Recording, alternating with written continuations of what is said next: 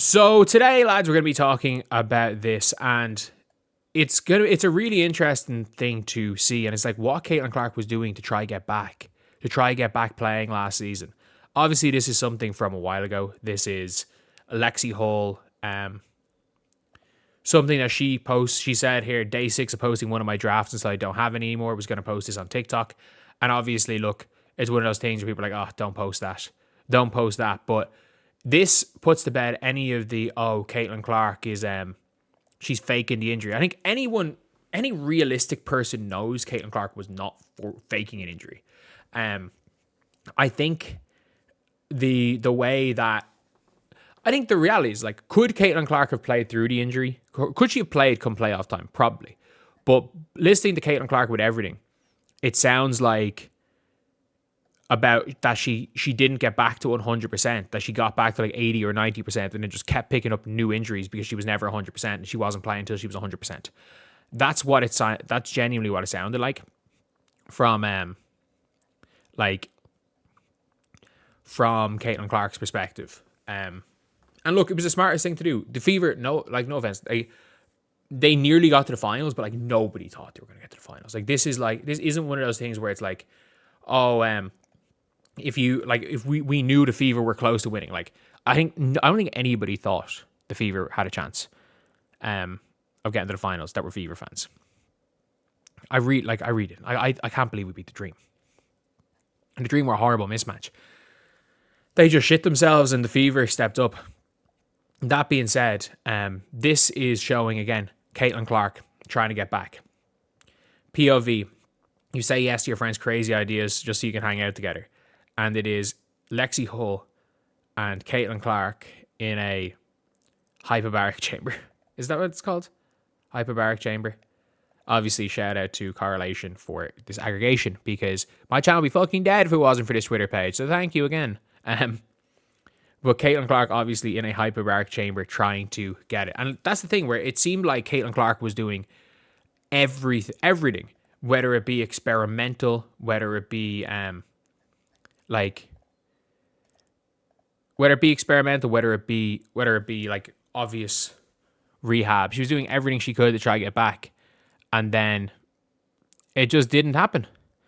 It just did not happen. And unfortunately, when it came to Caitlin, she didn't get back. And I think if she was able to get back, the Fever win the championship. Maybe not beating the Mercury, because again, the Mercury were tough. Like, as much, whatever you want to say, like the Mercury as a team, they were tough. But yeah, it's an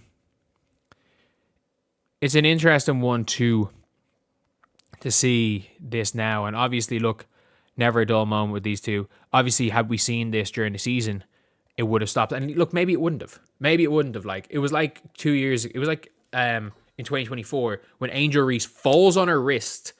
There's footage of her like moving her wrist. She's in pain. Like she's holding her. She falls on her wrist. Is holding her wrist. Is moving in pain. Then got surgery. And people are still to this day saying that she faked a wrist injury. The likelihood of her faking an injury last season, when she got suspended for a half a game and then didn't play the rest of the season.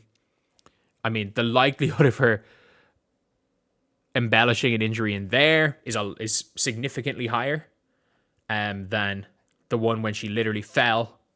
We saw her hold her wrist, then got surgery sorry for headphone listeners there, in 2024. But yeah, it is an interesting one to look at, but it doesn't really matter. It's one of those weird things where it's like, when it comes to Caitlin Clark haters, Caitlin Clark could literally, like, Caitlin Clark could do anything, but they won't. Like, I'm just trying to think off the top of my head something when it comes to Caitlin Clark. Yeah, as Caitlin Clark could lose her arm, and they would still say that she was only doing it because she was shooting badly. That she chopped her own arm off. And to be fair, the media might not do that because, according to the media, she should have used her stalker being arrested as a way to uplift other players. Oh, don't get me started on that shit. But yeah, it is look, it's an interesting one. It is an interesting one to see. And look, these clips are obviously going to go big, because again, it's Lexie Hull and Caitlin Clark. Like, they're two of the biggest players in the league. Now, I don't see a scenario where Lexie Hull's not on the Fever next season. I just don't. So I see how many views this one has gotten here. How many views this one's gotten? Yeah, 12,000 views in like 40 minutes. It's actually not bad for TikTok.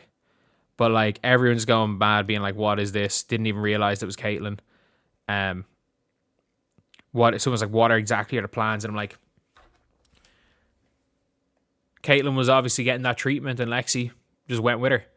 Caitlin was doing everything she could to try to get back, and just couldn't. And look, it seems to be that Caitlin Clark is like, she's back 100% right now, and next season is going to be huge.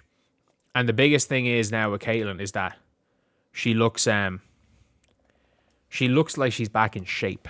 And I don't mean Caitlin Clark ever being out of shape. She looks like she's back in her best playing shape. That's probably the best way to describe it. Her best playing shape. Because when it comes to like some players play better at different weights. Some players play better at different, like with different amount of muscle on them. And I'm never going to say Caitlin Clark is out of shape, but I do think she plays better skinny. I think she has that soccer player build that you've got to just be, if you're going to go get stronger, don't bulk up, just get that wiry strength. But that's kind of the way she's built. She's built like a long distance runner, ironically for someone who loves to sprint, but she's built like a long distance runner.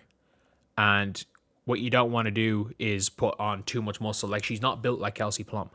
She's not even built like Sabrina Ionescu. She's taller, she's skinnier, she's longer than these players. She's built like a long distance runner.